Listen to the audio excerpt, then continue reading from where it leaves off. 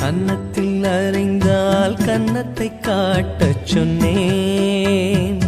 தீமை செய்தால் நன்மை செய்ய சொன்னேன். கன்னத்தில் அறைந்தால் கன்னத்தை காட்டச் சொன்னேன். தீமை செய்தால் நன்மை செய்ய சொன்னேன். இதற்கு மேல் நான் என்ன கேட்கின்றேன்? இதற்கு மேல் நான் என்ன கேட்கின்றேன்? வெறும் வார்த்தையல்ல வாழ்ந்தும் காட்டிவிட்டேன். வெறும் வார்த்தையல்ல வாழ்ந்தும் காட்டிவிட்டேன். இதை என் நினைவாய் செய்ய மாட்டாயா?